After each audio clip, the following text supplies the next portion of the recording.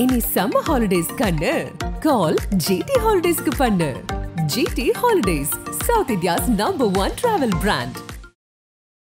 சூர்யா அவர்கள் வெற்றிமாறன் அவர்கள் சந்திப்பு பாசிட்டிவா முடிஞ்சுச்சா சார் இல்ல நெகட்டிவா முடிஞ்சிருக்கு? சூர்யா அமீர் இருக்கணுமா அப்படின்னு அவர் தரப்புல இருந்து ஒரு கேள்வி வைக்கிறாங்க. இருந்தே தீரணும் அப்படின்னு வெற்றிமாறன் சொல்லியிருக்காங்க. விஜய் அவர்களுக்கு சப்போர்ட்டா இந்த விஷயங்கள் இருக்குங்களா இல்ல இங்கேயும் விஜய் அவர்களுக்கும் இது ரொம்ப கண்டிஷனா அஜித் அவர்கள் சொல்லுவாங்க? விஜயோடைய வரவு அவர்களுக்கெல்லாம் ஒரு சின்ன கலக்கத்தையாவது ஏற்படுத்தி. நீங்க அப்படியே கமலஹாசன் எடுத்துங்க. 2021 திராவிட கட்சிகளை ஒழித்தே தீருவேன், அதுக்காக தான் வந்திருக்கிறேன். இப்போ நான் அவமானத்தினால அரசியலுக்கு வந்துவேன். அதெல்லாம் கரெக்டா தானே சார் கேட்கிறாரு. ஏன் ஹீரோக்கு மட்டுமே வாய்ப்பு கொடுக்குறீங்க, வில்லன் நாங்களும் இருக்கோம். அது ஒரே வரல ஏன் ஹீரோக்கு மட்டும் வாய்ப்பு கொடுக்குறீங்கன்னு சொல்லிட்டு போக வேண்டியதான். சரி, வலிக்கு வலிக்கு முத்தம் நீ சொல்ல வேண்டியது.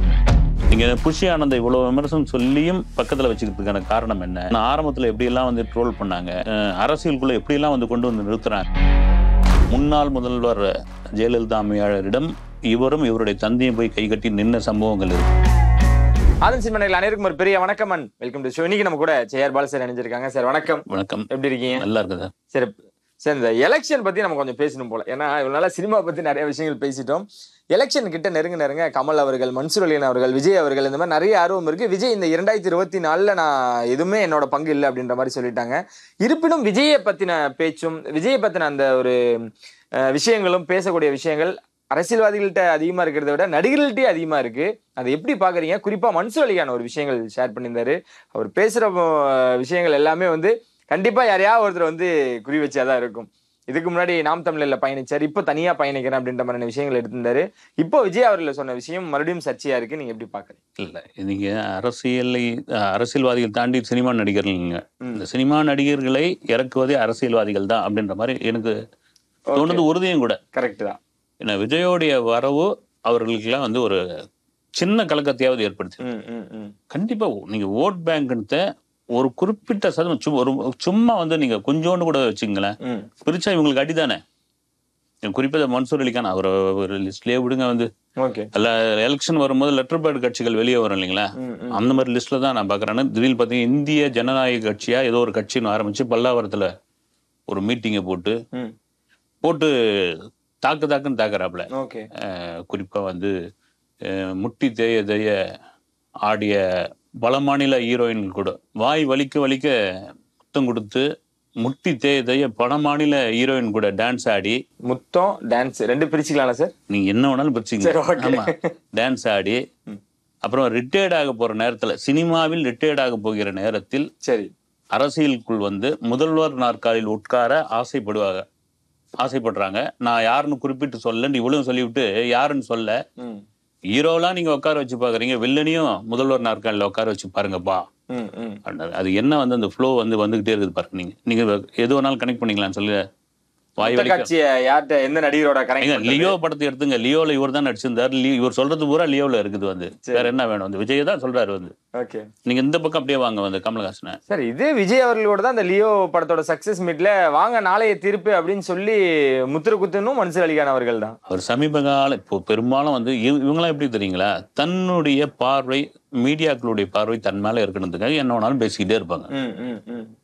திருஷா விவகாரத்தில் கூட ஆதரவு தெரிவிச்சோம். அதுக்கப்புறம் ஒருத்தர் ஒரு அரசியல்வாதி பேசி பெரிய சர்ச்சையானதுக்கு மன்சூர் அலிகான் பேசுனதுல இப்படி கொந்தளிச்சிட்டீங்கன்னு ஒரு ஆதரவு தெரிவிச்சோம். ஆனாலும் திரும்பவும் பாத்தீங்கன்னா அந்த விஷயத்துல திருஷாவுக்கு நான் ஆதரவு தெரிவிக்கிறேன்னு சொன்னாரு. இப்ப பாத்தீங்கன்னா இந்திய ஜனநாயக கட்சி இது ஒரு கட்சின்னு அப்புறம் பல்லாவரத்துல ஒரு மீட்டிங்கு. நீங்க சொல்ல வர்றது நடிகர்கள் ஏன்னு சொல்ல வேண்டியதானே. இந்த ஃப்ளோ ஏன் வருது அப்படின்னா, இவர்களை அரசியல்வாதிகள், அரசியல் கட்சிகள் உள்ள இருக்கிறாங்க. நீங்க அப்படியே கமலஹாசன் எடுத்துங்க. 2021 திராவிட கட்சிகளை ஒழித்தே தீருவேன், அதுக்காக தான் வந்திருக்கிறேன். இப்போ சமீபத்துல இங்க மக்கள் மனித மையத்தினுடைய ஆண்டு விழாவில் சொல்றாரு, நான் அவமானத்தினால அரசியலுக்கு வந்துவேன் அப்படின்னு. அதனால நீ திமுக நில்லு அப்படின்னு சொன்னா கூட நான் நின்றுடுவேன். ஏன் இது பெரட்டி பேசுறீங்க? இது என்னன்னா, இந்த ஒரு பிம்பத்தை நீங்க கொண்டு வந்துட்டீங்கன்னு வச்சுங்க. விஜயம் இப்படிதாயா நாம பேசுறோம், நம்ம மக்கள் இதை தான் பேசுறாங்க. ஏறக்குறை லெட்டர் பேட் கட்சியை நம்பிடுவாங்க பொழுது அவங்க. இவங்கெல்லாம் சும்மா இந்த நேரத்துக்கு இந்த காளான்கள் மழை பெஞ்சவொடனே பூக்கும் இல்லைங்களா, அது மாதிரி பூத்துட்டு அதுக்கப்புறம் அடங்கிடுவாங்க. இந்த பிம்பத்தை கொண்டு விஜய் மேல திணிக்க பாக்குறாங்க. அதனால தான் தெளிவாக சொல்லாச்சு 2024 கிடையாது, 2026 பார்த்துப்போம். அதாவது தொடர்ந்து கூட ஒரு இதெல்லாம் இருக்குது. 2 கோடி பேர் எப்படி உறுப்பினராக சேர்க்க முடியும், அப்புறமா வந்து பூத் வாரியாக பிரிச்சிருக்கிறாங்க, அப்புறம் 100 பேருக்கு வந்து பொறுப்பு கொடுக்க போறாரு விஜய். ஏன்னா இதுதானங்க அடுத்தடுத்த அரசியல் நகர்வு. இதுதானே உங்களுக்கு எடுத்த உடனே விஜய்னா வந்து பிறந்ததுல இருந்து அரசியல்வாதி மகனா இல்ல வாரிசா, அது அரசியல் பின்புலம் உள்ளவரா? இவர் சொல்றாருல்ல மன்சூர் அலிகான் ரிட்டையர்ட் ஆக போற நேரத்தில் வந்து விஜய்க்கு என்ன மார்க்கெட் போயிடுச்சியா, 49 வயசு ஆகுது, 200 கோடி ரூபாய் சம்பளம் வாங்குறாரு. இருந்தாலும் கரெக்டா தானே சார் கேட்கிறாரு. ஏன் ஹீரோக்கு மட்டுமே வாய்ப்பு கொடுக்குறீங்க, வில்லன் நாங்களும் இருக்கோம். அது ஒரே வரல ஏன் ஹீரோக்கு மட்டும் வாய்ப்பு கொடுக்குறீங்கன்னு சொல்லிட்டு போக வேண்டியதானே. வலிக்கு வலிக்கு முத்தம் நீ ஏன் சொல்ல வேண்டியது? நீ ஏன் 10 முறை சொல்றேன்னு என்ன வேற கேட்பாங்க வந்து. இல்ல சார் இல்ல சொல்றதுதான் அது திரும்ப திரும்ப ஏன் சொல்லிக்கிட்டு அதை வந்து. அப்போ ஏதோ உங்களுக்கு ஒரு காண்டு இல்லது உங்களை யாரோ பின்னணியில் இயக்குகிறார்கள், ஏதோ ஒரு திராவிட கட்சி இயக்குது. அதனுடைய வெளிப்பாடு தான். ஒருத்தர் நீங்க சீண்ட பெரிய ஆள் ஆகிட்டார் சார், நீங்க கண்டுக்காம விட்டீங்கன்னா அது பாட்டு நடந்துகிட்டே இருக்கும். ஓகே. இல்ல இதுல இன்னொரு விஷயம் பார்க்கப்படுது. சொன்ன மாதிரி ஹீரோவா நடிக்கிறவங்க மேலதான் மக்களோட பார்வை அப்படின்னு ஒரு விஷயம் இருக்கு. வில்லனா அவர்கள் நடிக்கிறவங்க மேல ஒரு பார்வை அப்படின்னு அந்த ஒரு புரிதலையும் அவர் சொல்ல வராரா, இல்ல அந்த ஒரு ஆதங்கத்தை அவர் வெளிப்படுத்துறாரா? இல்ல வில்லனா பாக்குறத விட கோமாளியா பாக்குறதுன்னு ஒண்ணு இருக்கு இல்லைங்களா, அப்படி ஒண்ணு வச்சுக்கலாம். அது ஒண்ணு வச்சுக்கலாம். இன்னொரு முத்த காட்சி வைக்கலன்ற வருத்தத்தையும் தெரிவிக்கிறாரோ அப்படின்ற மாதிரி திரும்பவும் முதல்ல இருந்தா அப்படின்னு. இல்ல சார் அந்த மாதிரியான வருத்தத்தையும் தெரிவிக்கிறாரு அப்படின்னா அதெல்லாம் ஒரு பேச்சுனே எடுத்துக்கவே கூடாதுங்க. அது கடந்து போயிட்டே இருக்கணும். விஜய் எல்லாம் அது தூசு தட்டு போயிட்டே இருப்பார் வந்து. அதான் சார், ஏன்னா விஜய் முன்னாடி நாளைய திருப்பேன்னு சொன்னவர் இன்னைக்கு அதே விஷயங்களை திருப்பி பேசுறாரு அப்படின்றப்போ விஜய் இதையும் கடந்தான் போவார். இது மாதிரி நிறைய இதை தாண்டிய விமர்சனங்கள், இதை தாண்டி வந்து கல்லெறிதல் எல்லாம் நடக்கும் வந்து. அதெல்லாம் கடந்துதான் ஆகணும், அதெல்லாம் மீட் பண்ணி தான் ஆகணும் விஜய். ஓகே. இருந்தாலும் எல்லாரும் சொல்ற குற்றச்சாட்டு தான் சார், ஏன் இன்னும் நேரில் வர மாட்டாரு, மைக்க பிடிக்க மாட்டாரு அப்படின்ற விஷயம். மதுரையில மாநாடு அப்படின்ற விஷயத்த கிளப்பி விட்டதும் அவங்க தான். அப்படிலாம் கிடையாது, நாங்க வந்து நாடாளுமன்ற தேர்தலுக்கு அப்புறம் தான் வந்து நாங்க மக்களை சந்திக்க போறோம், மாநாடு கூட்ட போறோம் அப்படின்றது சொல்றதும் அவங்க தான் அப்படின்ற மாதிரியான விஷயங்களும் வருது.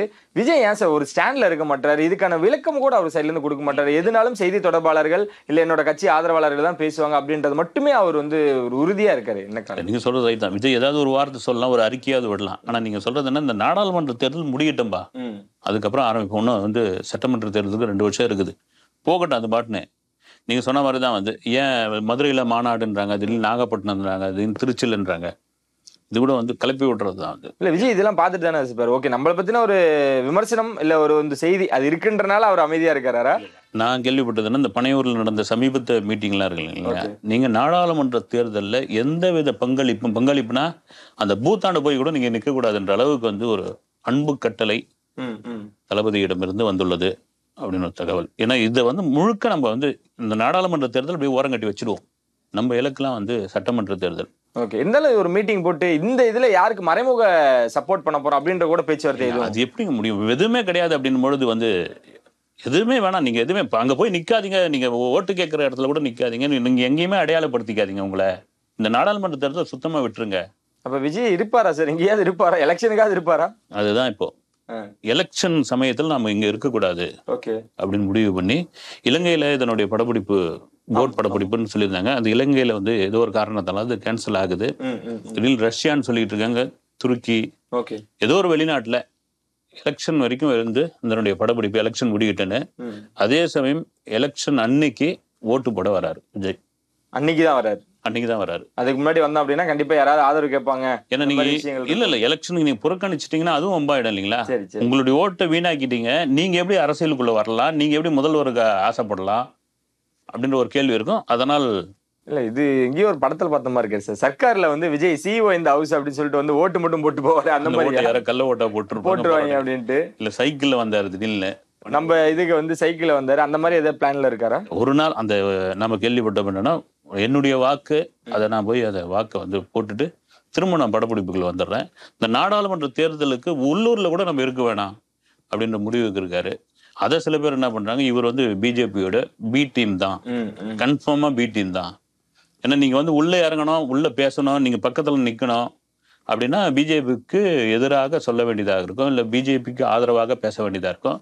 மௌனமா விஜய் வந்து கடந்து போகிறாரு. இவரையும் பின்னணியில் இருந்து சிலர் இயக்குகிறார்கள், இல்ல ஆலோசனை சொல்கிறார்கள் சொல்லலாம். எனக்கு தெரிஞ்ச ஒரு நல்ல முடிவு தான் அது விஜய். சார் போஸ்டர்ஸ் எல்லாம் இப்பயும் நம்ம பார்க்க போறோம், என்ன பார்த்துக்கிட்டு இருக்கோம். என்னன்னா வருங்கால முதலமைச்சரே, வருங்கால சிஎம், நாடாளுமன்றத்தில் நம்ம தமிழ்நாட்டை ஆள போறவர் அப்படின்ட்டு இந்த மாதிரியான போஸ்டர்ஸ் எல்லாம் வந்து இப்பயே நிறைய அடிக்க ஆரம்பிச்சாங்களே சார். அது அது அதை என்ன நடக்க அதை கண்டிக்க மாட்டாரு அப்படின்னு. அவங்க அப்பாவே ஆரம்பிச்சிட்டாரு வந்து, அப்பவே அவரே சிஎம்னு ஆரம்பிச்சிட்டாரு. படம் ஒரு 7-10 படம் பண்ண பிறகே வந்து அவரே வந்து சிஎம்மா, அவரே வந்து தன் மகனுக்கு சிஎம்மா, வருங்கால முதல்வரே, அங்கங்க சாலிகிராம விருகம் பக்கத்தெல்லாம் போஸ்ட் வச்சு ஒட்டி விஜய் டென்ஷன் ஆகி அப்பயே தன் தந்தையெல்லாம் திட்டி, ஏன் நான் சினிமா இருக்கிறது, சினிமாவில் ஒழுங்கா வளர்ந்துகிட்டு வரது உங்களுக்கு பிடிக்கலையான்றதுலாம் பேசியிருக்காரு. 49 வயசு ஆகுது, கிட்டத்தட்ட 69வது படம் நடிக்க போறாரு. இந்த அனுபவம்னு ஒன்று இருக்கு இல்லைங்களா, எத்தனை பேர் மீட் பண்ணியிருப்பாங்க, என்ன தன்னுடைய பலம் என்ன, தன்னுடைய பலவீனம் என்ன, தன்னுடைய வளர்ச்சி என்ன. நீங்க புஷி ஆனந்த இவ்வளவு விமர்சனம் சொல்லியும் பக்கத்துல வச்சுக்கிறதுக்கான காரணம் என்ன, தன்னை ஆரம்பத்துல எப்படியெல்லாம் வந்து ட்ரோல் பண்ணாங்க, அரசியலுக்குள்ள எப்படியெல்லாம் வந்து கொண்டு வந்து நிறுத்துறாங்க. முன்னாள் முதல்வர் ஜெயலலிதா அம்மையாரிடம் இவரும் இவருடைய தந்தையும் போய் கை கட்டி நின்ன சம்பவங்கள் இருக்கு. காவலன் பட பிரச்சனைகள் இருக்கு, தலைவா பட பிரச்சனைகள் இருக்கு. இதெல்லாம் கடந்து வந்து சரி நம்ம நின்றுதான் பார்ப்போம், இவ்வளவு கோடி பேர் இருக்காங்க, என்னதான் பாத்துருவோம் அப்படின்ற கதை தான் வந்து. இன்னும் சில சொல்றாங்க இந்த தமிழக வெற்றி கழகத்துக்கு அஜித் ரசிகர்களோட ஆதரவு இருக்கும் அப்படின்ட்டு. அஜித் அவர்களை பத்தி எல்லாருக்குமே தெரியும் சார். இந்த எலெக்ஷன் டைம் ஆனா ஒரு அறிக்கை வரும், நம்மளோட முகம் போட்ட விஷயமோ இல்ல அஜித் ரசிகர்கள் பேரை சொல்லி கூட எந்த ஒரு கட்சியிலையும் சின்ன ஆதரவு கூட இருக்கக்கூடாது, அப்படி இருந்தது அப்படின்னா அவங்களுக்கு எங்களுக்கு சம்மதம் இல்லை அப்படின்ற ஒரு அறிக்கை கண்டிப்பா வரும். விஜய் அவர்களுக்கு சப்போர்ட்டா இந்த விஷயங்கள் இருக்குங்களா, இல்ல வந்து இங்கேயும் விஜய் அவர்களுக்கும் இது ரொம்ப கண்டிஷனா அஜித் அவர்கள் சொல்லுவாங்க? இல்ல, நீங்க அஜித் அறிக்கை வருது அந்த மன்றம் வச்சிருக்கிற சமயத்துல பொதுவா மன்றத்து நடுவுல கூட ஏதோ ஒரு இந்த பிஜேபி அந்த கூட்டத்துல விஜயோட அஜித்தோட போஸ்டர்ஸ் பார்த்தோம். ஆமா, அதுக்கு வந்து நான் எதுவுமே இல்லை, என்ன பயன்படுத்தாதீங்க, நீங்க வந்து எதுலையும் இது பண்ணாதீங்க. ஆனா அவருடைய ரசிகர்கள் வந்து அவரை கொண்டாடிக்கிட்டு தான் இருக்கிறாங்க, வந்து தனிப்பட்ட முறையில கொண்டாடுறாங்க சார். விஜய் அவர்களோட விஷயங்கள்ல சப்போர்ட் பண்ணக்கூடியதா நிறைய விஷயங்கள் சமூக வலைத்தளங்களை பாக்குறோம். அதுல அஜித் பேரையோ அஜித்தோட போட்டோவையோ பயன்படுத்துறாங்க அப்படின்னு தெரிஞ்சதுன்னா அஜித் அவர்கள் ஏதாவது அறிக்கை கொடுப்பாரா? இல்ல, நிச்சயமா கொடுப்பாருங்க. அது அறிக்கை கொடுக்கறது நான் வீடியோ போட்டாலும் போடுவார் வந்து, கண்டிப்பா நடக்கும். வந்து எப்போ ஒருத்தர் வந்து எனக்கு விளம்பரம் பிடிக்காது, எனக்கு வந்து ரசிகர் மன்றம் வேணாம், நான் யாரு கூடயும் போட்டோ எடுத்துக்க மாட்டேன் அப்படின்னு சொல்றாங்களோ அவங்களுக்கு தான் ஆர்வம் அதிகம். அவங்க தான் அப்டேட்டா விட்டுக்கிட்டு இருப்பாங்க, யாரோ தூரத்துல இருந்து எடுக்கிற மாதிரி எடுத்து தன்னுடைய அட்மின் வந்து போட்டுக்கிட்டு இருப்பாங்க. நான் இதுவா சொல்லல, நான் திரும்பவும் சொல்றது அதுதான். ஆனாலும் நீங்க இவ்வளவு தூரம் பேசி நம்ம கூட என்ன கூட அஜித் ரசிகர்லாம் வந்து திட்டினாங்க, அதெல்லாம் பண்ணாங்க, ரைட்டு, ஓகே. அந்த அன்புன்னு ஒண்ணு இருக்கு பாருங்க அஜித் மேல, அதை ஏன் அவர் பயன்படுத்திக்க மாட்டேன்றாரு? அஜித் ரசிகர்களோட அன்பு, அஜித் ரசிகர்களுடைய அன்புங்க, அது பெரிய அன்பு. அது அந்த அன்பை ஏன் பயன்படுத்திக்க மாட்டேன்றாரு அப்படின்னு இதை சொன்னா கூட உனக்கு என்ன கவலை, அவர் பயன்படுத்திக்காம போறாரு. ஆமா, அஜித்தோடைய இது வந்து ஆரம்பத்துல இருந்து பாத்துக்கிட்டு வரோம். நீங்க இந்த ஃபேன்ஸ்ல இருந்து உங்களுடைய வளர்ச்சி கிடையாது. விஜய்க்கு அதுதான், ஒரு ரசிகர்னு அவன் திரைக்கு முன்னாடி விசில் அடிக்கலன்னா நீங்க ஒண்ணும் கிடையாது. கமலஹாசன் விசில் அடிச்சான் குஞ்சுகள் அப்படின்னு கிண்டல் பண்ணாலும் அதே விசில் அடிச்சான் குஞ்சுகள் தான் இன்னைக்கு தொண்டர்களாக மாறி மக்கள் நீதி மையத்தினுடைய பொறுப்பாளர்களா தொண்டர்களா அவங்க இருக்கிறாங்க. ஓகே, இல்ல சமீபத்துல பார்த்தோம் அப்படின்னா அவங்களோட ஆதிக்கம் அப்படின்றது சோசியல் மீடியால இருந்துகிட்டே தான் இருக்கு. ஒரு சில காலகட்டத்தில் பார்த்தீங்கன்னா விஜய் விசஸ் அஜித் ரசிகர்கள்னு தனியா ஒரு சர்ச்சை போயிட்டு இருக்கும், ஒரு விவாதம் போயிட்டு இருக்கும். இப்போ அதுல இருந்து அவங்க விலகி அரசியலுக்கு போயிட்டாங்க சார். ஆனா அஜித் ரசிகர்களோட அந்த ஒரு ஆதிக்கம் அப்படின்னு ஒரு விஷயம் இல்லை, சோசியல் மீடியாவில் தொடர்ந்து இருந்துகிட்டே இருக்கு. அப்பேற்பட்ட அந்த வெறி, அந்த ஒரு ஒரு அன்பு, இது எல்லாமே வந்து அஜித்துக்காக தான் பண்றாங்க அப்படின்றப்போ அதை பாக்குறப்போ உங்களுக்கு எப்படி இருக்கு? இல்ல, நாம சொன்னதுதான் வந்து நீங்க அஜித்துக்காக நீங்க ஒரு இடங்களை வந்து ஒரு டிஷர்ட் போட்டு மாறதாகட்டும், ஒரு பேனர் ஆகட்டும். இப்போ கூட நான் வெளியூர் கோயம்புத்தூர் வரைக்கும் போயிட்டு வந்தேன். அங்க இருக்கிற அந்த போஸ்டர்ஸ், கட் அவுட், கடைக்கு பேர் வைக்கிறது, அவரோட புகைப்படங்களை பயன்படுத்துறாங்க. நீங்க அதே சமயம் சோசியல் மீடியான்னு வரும்பொழுது சோசியல் மீடியாவில் முகம் தெரியாத ஆட்கள், அது விஜய்கா இருக்கட்டும், அஜித்கா இருக்கட்டும், யாருக்குன்னாலும் இருக்கட்டும், இவங்க பண்றது பெரிய அட்ராசிட்டி. வெளியே போய் நம்ம பேசும்போது அப்படிலாம் கிடையாது. தலையை கொஞ்சம் பார்த்து பேசுங்க தலைவா அப்படின்ற மாதிரி பேசிட்டு போறாங்க. வந்து இந்த அன்பு தான் வந்து இந்த நீங்க சொல்ற மாதிரி இந்த அன்பை ஏன் வந்து இவர் வந்து வெறுக்கிறாரு, புறக்கணிக்கிறாரு? உங்க 1000 காரணம் இருக்கலாங்க. அப்போ எனக்கு வேணா ரசிகர்கள் வேணாம், உங்க அன்பு வேணாம் அப்படின்னு சொன்னா வீட்டை விட்டு போக வேண்டியது தானே. அவரு விருப்பம் தான் அது வந்து. ஆனா என்ன நடந்தாலும் அஜித்துக்கு பின்னாடி நாங்க இருக்கோம் அப்படின்ட்டு ஒரு கூட்டம் இருந்துகிட்டு தான் இருக்கு. அதாவது வெறிகொண்ட ரசிகர்கள் இருக்கிறாங்க, அதுல மாற்றுக்கிறது இல்லை. இப்ப விஜய் வந்து அரசியலுக்குள்ள வந்துட்டாருன்னா இப்ப என்ன போட்டிக்கு ஆள் இல்லாம அஜித் வெர்சஸ் யாருன்ற அளவுக்கு அங்க கேள்விக்குறி வந்து நின்றுட்டு இருக்கு. சரி, அதையும் நம்ம பொறுத்து தான் சார் பார்க்கணும். விஜய் அவர்களின் இறுதி படத்தை இயக்க போகுது யார்? பெரிய பெரிய டைரக்டர்ஸோட லிஸ்ட் எல்லாம் சொல்றாங்க. அட்லியா இருக்குமா, கார்த்திக் சுப்புராஜா இருக்குமா, வினோதா இருக்குமா அப்படின்ட்டு. கடைசியா வந்து பெரிய ஒரு குண்டு, தெலுங்குல இருந்து மறுபடியும் டைரக்டர் இறக்க போறோம் அப்படின்ட்டு, ஒரு வாரிசு போதுண்டா அப்படின்ற மாதிரி மக்களோட மைண்ட் செட்டும் இருந்துகிட்டு இருக்கு. யார் இயக்க போறாங்க, விஜய் யாருக்கு டிக் போட போறாரு? இல்ல நாம கூட நம்ம சேனல்லே வெற்றிமாறன் உறுதியா சொல்லியிருந்தோம். ஆமா, வெற்றிமாறன் விஜய்க்கான ப்ராசஸிங்லாம் நடந்தது. நான் வெற்றிமாறனுடன் கூட்டணியில் இல்ல நண்பர்களாக இருப்பவர்கள் யாருன்னா கருப்பழனியப்பன் இயக்குனர்கள், அமீர் இவங்கெல்லாம் இருக்கிறதுனால ஒரு திராவிட கட்சிகளுக்கு எதிரான ஒரு வசனத்தையோ ஒரு காட்சியோ வைக்கிறதுக்கு விஜய் ஒத்துக்க மாட்டாரு. அது வெற்றி வந்து நீங்க வேணான்னு சொன்னா விடவும் மாட்டார். அந்த அந்த படம் வந்து அரசியல் பேசக்கூடிய படமாக இருக்கும். அது விஜய்க்கு எதிரான படமா மாறிடுச்சுன்னா என்ன ஆகும்? விஜய் அரசியலுக்கு எதிரான படமா ஆயிடுச்சுன்னா என்ன ஆயிடும்? இவங்க மேலாம் வந்து திமுக ஆதரவாளர்கள்னு ஒரு பிம்பம் இருக்கு, ஒரு முத்திரை குத்தப்பட்டிருக்கு. ரெண்டாவது பாத்தீங்கன்னா விஜய்க்கு வந்து சிறுபான்மையினர் ஓட்டு வந்து அதிகம். உண்மையா நீங்க கணக்கு நீ வரட்டும் வந்து நம்ம பேசுறது வந்து, ஏன்னா அவர்கள் வந்து இவர் வந்து நம்ம திரும்பவும் அதை அவர் வந்து சொல்லிட்டாரு, பிறப்பால் ஒரு ஜோசப் விஜயாக இருந்தாலும் அந்த ஒரு அன்பு இருக்குது. ரெண்டாவது யங்ஸ்டர்ஸ் அவங்க எந்த நீங்க வெளியே பேசிக்கலாம் ஜாதி மதம் அதெல்லாம் வந்து நீங்க அந்த +2 10th பரிசளிப்பு விழாவில் நூல் பிடிச்ச மாதிரி அவங்க யாருக்கும் சொல்லிக் கொடுக்கல. விஜயன்னா எங்களுடைய முதல் ஓட்டு உங்களுக்கு தான் திரும்ப திரும்ப சொன்னது. இந்த இடத்துல அவங்க யாரும் ஜாதி மதம் இதெல்லாம் பார்க்க போறதில்ல, விஜய் மட்டும் தான் பார்ப்பாங்க. எனக்கு தெரிஞ்ச ஒரு 7% 8% ஓட்டு பிரிஞ்சுதானே என்ன ஆகும்? சரி, ஏன் நீ போய் இதை வந்து படம் பண்ணணும், ஏன் விஜய் வந்து ஏன் இந்த படத்துல ஒத்துக்கணும், இந்த மாதிரியான விஷயங்கள் வந்ததுனால தான் இந்த படம் வந்து எனக்கு வந்து ஏறக்குறைய டிராப். அது வேணான்னு முடிவாயிடுச்சு. இப்போ நீங்க சொல்ற மாதிரி தமிழ்ல இவங்க கூட பண்ணாதானே பிரச்சனை. தெலுங்கு டைரக்டரோட திரிவிக்ரம் ஒரு மகேஷ் பாபு வச்சு அல்லு அர்ஜுன் வச்சுலாம் படம் பண்ணியிருக்காரு. பொலிட்டிக்கலா எதுவும் பண்றீங்களே? இல்ல அது வந்து கடைசி படம் வந்து ரொம்ப ஒரு ஃபேமிலி சென்டிமெண்ட் எமோஷனல் கனெக்ட் பண்ற ஒரு படமாக இருக்கணும். இந்த வந்து தாய்மார்ல ஓட்ட இங்க கலெக்ட் பண்ணிட்டு உள்ள போய் உட்காந்துடணும் அப்படின்ற உங்களுக்கு வந்து ஜென்ஸ் ஓட்டை தாண்டி விஜய்க்கு வந்து நீங்க சொல்ற மாதிரி தாய்மார்கள் ஓட்டு, அந்த முதல் தலைமுறை ஓட்டு, இவர்கள் ஓட்டு தான் டார்கெட் பண்றாரு. எடுத்த உடனே வந்து 2026 முதலமைச்சர் நாற்காலி மேல உட்கார போறது இல்லை. எவ்வளவு ஓட்டு நம்ம வந்து வாங்கியிருக்கிறோம், எவ்வளவு ஓட்டு பிரிச்சிருக்கிறோம். தமிழ்நாட்டுக்குள்ளே அவங்க திரும்ப திரும்ப சொல்லிட்டு வர்றது ஆரம்பத்துல இருந்து 234 தொகுதின்னு தான் சொல்லிட்டு இருக்காங்க. இந்த 234 தொகுதியில எந்த இடத்துல நமக்கு ஸ்ட்ரென்த் அப்படி வந்து தெளிவா இருக்கிறாங்க. சரி, அதுல வந்து இருக்காரு, அதனால தெலுங்கு டைரக்டர் அதனால தான் செலக்ட் பண்ணியிருக்காரு. சிறப்பு சார். இதையும் தாண்டி லாரன்ஸ் அவர்களோட அந்த அதிரடி முடிவு எப்படி பாக்குறீங்க? ஏன்னா மக்களுக்காக எதுனாலும் மறைமுகமா உதவி செய்யக்கூடியவர்கள் அவரும் ஒருவர். நேத்துல இருந்து ஒரு விஷயங்கள் மேற்கொண்டிருக்காரு, என்னன்னா ரசிகர்ல நானே உங்க ஊர்ல வந்து சந்திக்கிறேன் கல்யாண மண்டபத்துல அப்படின்ட்டு. அதை எப்படி எடுத்துக்கிறீங்க, எப்படி பாக்குறீங்க?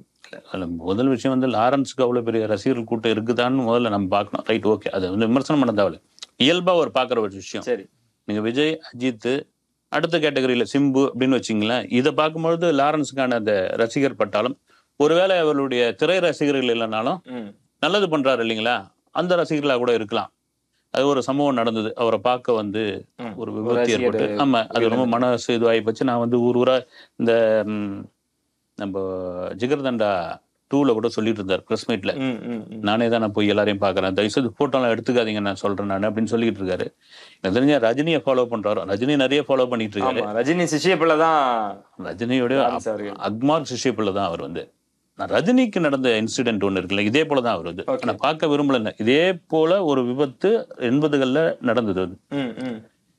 80கள்ல ரஜினி அப்பதான் வளர்ந்துகிட்டு வராரு, ஒரு இதுவா இருந்தாரு. அவருடைய அந்த பலம் என்னன்னு அவருக்கே தெரியல. அவருடைய பிறந்த நாள், அந்த பிறந்த நாள் செய்தி கூட விளம்பரம் கூட பாத்தீங்கன்னா மாலை செய்தித்தாள்ல 2 செய்தித்தாள்ல மாலை முரசுலயும் மாலை மலர்லயும் வருது. பார்த்துட்டு ஊர்ல இருந்து அவ்வளவு பேரும் கிளம்பி பைக்கு சைக்கிள், நிறைய சைக்கிள்ல தான். அப்ப அந்த காலகட்டத்தில் பைக்லாம் கூட கிடையாது இல்லைங்களா. இந்த சுத்து வட்டாரம், இந்த செங்கல்பட்டு, இந்த பகுதியில இருந்து திருக்கழுகுன்றம், சில பேர் தென் மாவட்டத்துலாம் கிளம்பி வந்துருக்காங்க. இவ்வளவு கூட்டம் வந்து அந்த போயஸ் கார்டன்ல நின்று ரஜினியை வந்து கொண்டாடி வெளியே வந்து பார்த்தோம்னா அவருக்கே பெரிய ஆச்சரியமாகி போச்சான். என்னையா நாம என்னத்தை நம்ம வந்து இவங்களை வந்து நம்ம இப்படி வந்து கொண்டாடுறாங்களேன்ட்டு எல்லாருக்கும் ஒரு வாழ்த்து சொல்லி திருப்பி அமைச்ச பிறகு அது திரும்பி போன பொழுது ஒரு 3 பேர் இறந்து போயிட்டாங்க விபத்துல. அதனால தான் பார்த்தீங்கன்னா ரஜினி அந்த உடல்நிலை சரியில்லாமல் மீண்டு வந்து ஒய்எம்சியில் அவருக்கு வந்து ரசிகர்கள்லாம் சேர்ந்து ஒரு விழா கொண்டாடி இருப்பாங்க. அது சொல்லாமலே வந்துருவார். வந்து அவர் பேசுகிற பேச்சு தான், நான் வந்து பிறந்த நாள் அன்னைக்கு ஊரில் இருக்க மாட்டேன், எங்கேயாவது ஊருக்கு போயிடுவேன், நான் கொண்டாடுறதில்லை. அது காரணம் என்னன்னா, ஒரு பிறந்த நாளுக்கு இது மாதிரி ரசிகர்கள் வந்து திரும்ப போகும்போது ஒரு 3 பேர் இறந்துட்டாங்க. அந்த 3 பேருடைய தாய்மார்கள் சொன்ன வார்த்தை என் காதலை இன்னைக்கும் ஒழிச்சுக்கிட்டு இருக்கு. அதை நான் சொல்ல விரும்பல. அன்னில் எடுத்த முடிவு அது.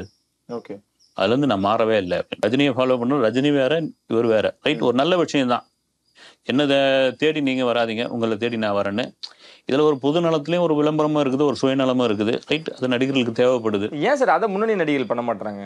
லாரன்ஸ் அவர்களே வந்து ஒரு ரசிகரோட உயிரிழப்புக்கு இந்த மாதிரியான விஷயங்கள் மேற்கொள்ளும் பொழுது இப்ப இருக்கிற முன்னணி நடிகர்கள் ரஜினி அவர்களா இருக்கட்டும், கமல் அவர்களா இருக்கட்டும், இந்த மாதிரி முன்னணி நடிகர்கள் குறிப்பா விஜய், அஜித் இவங்க எல்லாருமே ஆகட்டும், பனையூர்ல ரசிகர்களை வர வச்சு புகைப்படம் எடுக்கிறதுன்றது வேற. இவங்கெல்லாம் பண்ணி முடிச்சுட்டாங்க. அவங்களுக்கு வந்து பண்ணி முடிச்சு நீங்க வந்து பெரிய உச்சத்துல இருக்கிறாங்க. இப்ப இவங்களுக்குலாம் ஒரு ரசிகர் வரணும்னு வச்சுங்க. இப்ப இவருக்கு இப்போ கல்யாணம் பண்ணணும்னு இவங்கெல்லாம் மதுரையில ரசிகர் பண்ண தமுக்க மைதானமே தாங்காது. ஒரு விஜய்க்கோ ஒரு அஜித்துக்கோ இது மாதிரி நான் ரசிகரை மீட் பண்றேன், நான் உங்க இடத்துக்கே வரேன் அப்படின்னு சொல்லும்போது அந்த இடமே தாங்காது. அது பெரிய சட்டம் ஒழுங்கு பிரச்சனையா கூட மாறும்.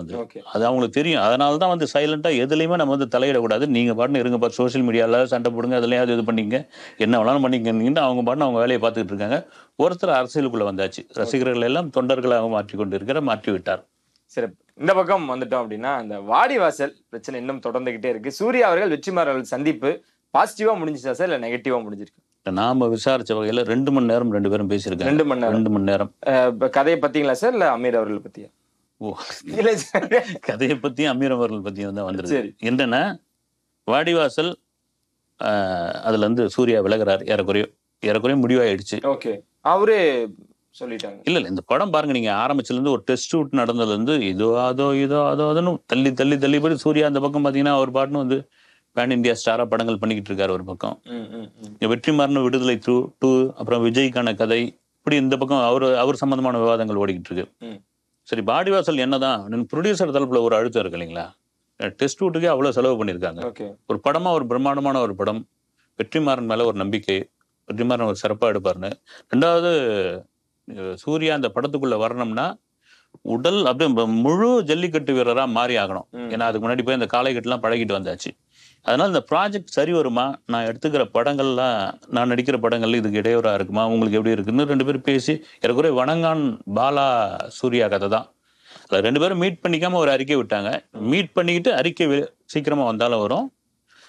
சூர்யா விலகிறதாக ஆயிடுச்சு. ஏன் சார் இந்த மாதிரி அடுத்தடுத்த முடிவுகள் அவருக்கு? இல்லை, நீங்க ஒரு லீடு ஒன்று ஆரம்பிச்சிங்க இல்லைங்களா, கதையினால அமீரனாலான்னு. கதையினால ஒன்றும் பிரச்சனை இல்லை. சூர்யா வந்து அமீர் இருக்கணுமா அப்படின்னு அவர் தரப்புல இருந்து ஒரு கேள்வி வைக்கிறாங்க. இருந்தே தீரணும் அப்படின்னு வெற்றிமாறன் சொல்லியிருக்கு. நான் விட்டு கொடுக்க மாட்டேன். நான் அமீர் இந்த கேரக்டர், உங்க கேரக்டர் எவ்வளவு முக்கியமோ அமீர் கேரக்டர் அவ்வளவு பெரிய முக்கியம், அதில் இருந்தே ஆகணும் போது நான் கிளம்பிடுறேன் அப்படின்ட்டாச்சு. இல்ல, வாடிவாசல் ஆல்ரெடி ஓடிடி பிசினஸ் எல்லாம் பண்ணிட்டோம். சூர்யா அவர்கள், வெற்றிமாறன் அவர்கள் இந்த மாதிரி பிராண்ட் நேம் சொல்லி கிட்டத்தட்ட ஒரு பெரிய தொகைக்கு நாங்க சேல் பண்றோம் அப்படின்ட்டு சில விஷயங்கள் வந்துச்சு. இப்ப அது அப்படியே நம்ம தலைகீழா மாறவும் வாய்ப்புகள் இருக்குங்களா? ஓடிடி நிறுவனம்னா கண்ண முடியும் உனக்கு நம்மள பேசுறது வச்சு இது பண்ணி விடாங்களா? இருக்கிற பெரிய படங்களுக்கே ஓடிடி வாங்காம தத்தளிச்சுக்கிட்டு இருக்கு. லால் சலாமுக்கு ஓடிடி விற்கல, கோட் படத்துக்கு ஒன்றும் ஓடிடி பேசல. சரி, இன்னும் வந்து ஒரு படமே வந்து ஸ்டார்ட் பண்ணவே இல்லை, அதுக்குள்ள ஓடிடி பிசினஸ் எல்லாம் நடந்து சும்மா போற பக்கத்துல அடிச்சு விட வேண்டியதுதான். இல்லை கிடையாது. வழக்கம் போல வெற்றிமாறனுடைய கம்பெனி ஆர்டிஸ்ட் தனுஷ் வந்து உள்ள இறங்குறாரு. தனுஷ் ராயன் வந்து உள்ள இறங்குறாரு. ஓகே, எப்படி சார் அது ஏத்துக்கு போறாங்க சூர்யா ஃபேன்ஸ்? அது இல்லாம எப்படி இந்த டீமை பத்தி தெரியும் எல்லாருக்கும், எப்படி வரப்போகுது வாடிவாசல்? தனுஷ் அவர்கள் தான் உறுதியா? இல்ல ஏறக்குறைய உறுதி தான், தனுஷ் தான் உறுதியாச்சு உங்களுக்கு வந்து. ஏன்னா சூர்யாவோட லைனப் வேற மாதிரி போயிட்டு இருக்குது. சுதா குங்குரா படம், அப்புறம் வந்து இந்தி கர்ணன், இப்படி அவர் ஒரு பக்கம் போயிட்டு இருக்காரு. இந்த பிரிச்சு டேட் கொடுக்க முடியாது, இவர் மொத்தமா டேட் கேட்கிறாருன்னு ஒரு வெற்றிமாறன் மொத்தமா முழுமையா ஒரு டேட் கேட்கிறாரு. இதை விட ஏக்தம் முடிக்கணும். ரெண்டாவது வந்து மதுரையிலேயே லைவ்லேயே போய் ஷூட் பண்ணணும். ஜல்லிக்கட்டு கலை நீங்க வந்து ஒரு கேவல் சண்டையை பிரமாதமாக எடுத்து 6 தேசிய விருதுகளை வாங்கினவர் வந்து வெற்றிமாறன். அப்படின் போது இது ஒரு எவ்வளவு ப்ராஜெக்ட். அது நிச்சயம் வந்து ஒரு பெரிய பங்களிப்பு சூர்யாவுக்கு இருக்கும். அது இந்த மாதிரியான கமிட்மெண்ட் இருக்கிறதுனால என்னால பிரிச்சு டேட் கொடுக்கறத இவர் விரும்பல. சரி, அதை விட உள்ள வந்து வணங்கான் மாதிரி ஆகணும், முதல்லயே வந்து இது பண்ணிப்போம், ஃபியூச்சர்ல நம்ம ஜாயின் பண்ணிப்போம். இது ஒரு சோக செய்தியா தான் அமைஞ்சிருக்கு. சோக செய்தினா சார் இது வந்து அவங்க கங்கா எதிர்பார்த்துக்கிட்டு இருக்காங்க ஒரு பக்கம். இதெல்லாம் அடிச்சு தூக்கணும். சூர்யாவுக்கும் சூர்யா ரசிகர்களும் பெரிய நம்பிக்கை இருக்கு. சரி, கங்கா எதிர்பார்ப்போம். ராயன் எப்படி சார் வந்துகிட்டு இருக்கு? ஏன்னா ஒவ்வொரு கேரக்டர் ரிவீல் பண்ண என்னடா நடக்குதுங்க அப்படின்ற மாதிரி தான். செல்வராகவன், பிரகாஷ்ராஜ் அவர்கள், நேத்து அபர்ணா பாலமுரளி அவர்கள், இந்த மாதிரி தொடர்ந்து வந்துகிட்டே இருக்கு. துஷார் அவர்கள் அப்படின்ட்டு என்ன சார் அந்த உலகத்துல என்ன நடந்துகிட்டு இருக்கு? புதுப்பேட்டை தானா? இல்ல, ஏறக்குறைய நீங்க அந்த ஃபர்ஸ்ட் லுக் போஸ்டரை வச்சு நம்ம அதுதான் வச்சு நம்ம இது வரைக்கும் அந்த படத்தினுடைய கதை எங்கேயாவது லீக் ஆயிருக்கா? இல்ல இந்த அப்டேட் மட்டும் தான் வந்திருக்கு. இவங்களா நடிச்சிருக்காங்களான்றதே நம்மளுக்கு இவ்வளவு சீக்கிரம் செல்வராகவனே சொல்லியிருக்காரு, நான் வெறும் நடிப்பு மட்டும் தான் பண்ணியிருக்கிறேன். ஏன்னா நம்ம கூட பேசியிருந்தோம் வந்து நானே வருவன்ல முதல் பாதி தனுஷும் அடுத்த பாதி செல்வராஜன் டைரக்ட் பண்ண மாதிரி இருந்ததுன்னு இதுல தெளிவா ஒரு பதில் சொல்லிட்டாரு. என் தம்பி என்ன ஆக்ஷன் கட் சொன்னா அதை மட்டும் நான் செஞ்சுட்டு நான் வெளியே வந்துடுவேன், முழுக்க முழுக்க அவர் தானே முழு மூச்சில் முழு வீச்சாக தனுஷ் வந்து ஒரு இயக்குனரா அந்த படத்துல உள்ள களம் இருக்கிறார். உள்ள இருந்த ஒரு நண்பர் சொன்னது, பிரமாதமான டைரக்டர் தனுஷ்குள்ள இருக்காரு. ஏற்கனவே பவர் பாண்டியில பார்த்தாச்சு, பவர் பாண்டியை தாண்டி 10 மடங்கு இதுல வந்து தனுஷ், நடிகர் தனுஷை தாண்டி இயக்குனர் தனுஷ் பெருமளவுல கொண்டாடப்படுவாரு. இந்த தனுஷுக்கே அதுதான் விருப்பம், தன் அப்பா மாதிரி ஒரு பெரிய இயக்குனர் ஆகணும் அப்படின்ற ஒரு ஆசை தான் அது. அதனால வந்து ராயன் ஒரு தனுஷுக்கு இயக்குனருக்கான ஒரு முழுமையான படமா இருக்கும். D50 ராயன், அதாவது தனுஷோட டிரெக்ஷன்ல ராயன் ஒன் டாப்ல, STR50 அவரோட டிரெக்ஷன்ல எதிர்பார்க்கலாமா சார்? அதுக்கு ஏதாவது பிளான் வச்சிருக்காரா? இல்லை, அது நம்ம கூட திரும்பவும் பேசும்பொழுது என்னங்க இது இடையில வந்து அந்த படம் நடந்தே தீரும், அது இந்த ட்ராப்லாம் கிடையாது வரும்ட்டு. ஏன்னா இந்த ஓடிடி பிஸ்னஸ் தான் பெரிய இதுவாக இருக்குது. அந்த பெரிய ஹீரோக்களுக்கு என்ன, நீங்கள் அந்த காலகட்டங்களில் ஒரு ஆடியோ ரைட்ஸ் விற்றுதுன்னு வச்சுங்க 90களில், அதை வச்சு அந்த ரைட்ஸை வச்சு பாதி படத்தை எடுத்துருவாங்க. ஓகே. இப்போ டிஜிட்டல் ரைட்ஸும் யாரும் வாங்குறது, ஒரே ஒரு சேனல் மட்டும்தான் வாங்குறாங்க. இது வந்து சேட்டலைட்டு. அப்புறம் வந்து டிஜிட்டலில் வந்து ஒரே ஒரு ஓடிடி தளம் தான் ஒரு பெரிய தொகை கொடுத்து வாங்குறாங்க. மீதி எல்லாம் அவங்களும் வந்து இப்போ என்னன்னா ஓடிடி எங்களுக்கு பெரிய அளவில் லாபம் கொடுக்கல. அது பெரிய ஹீரோக்கள் படமாக இருந்தாலும், அதுவும் லியோவுக்கு பிறகு கொஞ்சம் அவங்க வந்து சுணக்கம் காட்ட ஆரம்பிச்சிட்டாங்க. நீங்கள் முதல்ல ஒரு தேட்டரில் ஓடட்டும் ஒரு வாரம், அதுக்கப்புறம் பிஸ்னஸ் பேசுவோம், அது எவ்வளோ பெரிய ஹீரோ இருந்தாலும் நாங்கள் வரலையே அந்த ஆட்டத்துக்குன்னு வந்துட்டாங்க. இதனால் STR48 வந்து ஒரு பெரிய பட்ஜெட் அந்த படத்தில், ஒரு 150 கோடி ரூபாய் அதனுடைய பட்ஜெட். 150 கோடி ரூபாய், அப்புறம் சிம்புவோட சம்பளம், அதை தாண்டி வந்து ப்ரொமோஷன் செலவு ஒரு கிட்டத்தட்ட ஒரு 300 கோடி ரூபா வருதுன்னு வச்சுக்கோ. 300 கோடி சிம்புவுக்கு ஓப்பனிங் இருக்கா, வியாபாரம் இருக்கா? இது நாமளே பேசும்போது கமல் தரப்புல எப்படிப்பா யோசிப்பாங்க? அவர் வந்து ஒரு வெத்தலையை வச்சுட்டு பித்தலையை தூக்குறவர். அதனால வந்து அந்த தரப்புல இருக்கா, இது பார்ப்போம், வெயிட் பண்ணுவோன்னு அது வெயிட் பண்ண வச்சிருக்கு. அந்த STR50 அப்படின்னு வரப்போ அவர் டைரக்ஷன்ல சார், ஏன்னா கெட்டவனா இருக்கட்டும், இந்த மாதிரி நின்று போன படங்கள்ல இந்த படத்தை நான் டைரக்ட் பண்ணா நல்லா இருக்கும் அப்படின்ற மாதிரியான விஷயங்கள் எதிர்பார்க்கலாமா? ஏன்னா தனுஷே 50 படத்தை டைரக்ட் பண்றாரு, நம்மளுக்கு நம்ம ஆல்ரெடி முன்னாடியே டைரக்டர் ஆனவர், அந்த மாதிரி என்ன எதிர்பார்ப்பா அவர் டைரக்ஷன்ல எதிர்பார்ப்பு? இந்த படம் வந்து தேசிக பெருவிச்சாமின்னு சொல்லியாச்சு, அவர் வாழ்க்கையில எங்க அதான் சார், இது 48 தானே சார், இன்னும் 50 சொல்றீங்களா? 50 வாய்ப்பு இருக்கு. ஆமா, எப்படி வந்து நம்ம தனுஷ்குள்ள ஒரு டைரக்டர் இருக்காரு நம்ம சொல்றோமோ, அதை தாண்டி சிம்புக்குள்ளேயும் ஒரு பிரமாதமான டைரக்டர் இருக்காரு. சிம்புலாம் வந்து குழந்தையில இருந்து வந்து கேமராவை பார்த்து வளர்ந்தவர் வந்து, ஆனால் தெரியும் 24 கிராஃப்டையும் கரைச்சு குடிச்சவர். அந்த கரைச்சு குடிச்சதே வந்து சிம்புவுக்கு மைனஸ் ஆகும் பிளஸ் ஆகும் மாறினதுதான் பெரிய ஒரு வேதனைக்குரிய விஷயம். இருக்க வாய்ப்புகள் இருக்கு, நிறைய இருக்கு. ஃபைனலா ஒரே ஒரு கொஸ்டின் தான் சார், இந்த படங்கள் ரீ ரிலீஸ் அப்படின்றது நீங்க எப்படி பாக்குறீங்க? குறிப்பா அஜித்தோட ஆதிக்கம் இந்த ரீ ரிலீஸ்ல அதிகமா இருக்கு. வாலி, பில்லா இந்த மாதிரியான படங்கள் தொடர்ந்து வந்துகிட்டே இருக்கு, எப்படி எடுத்துக்கிறீங்க?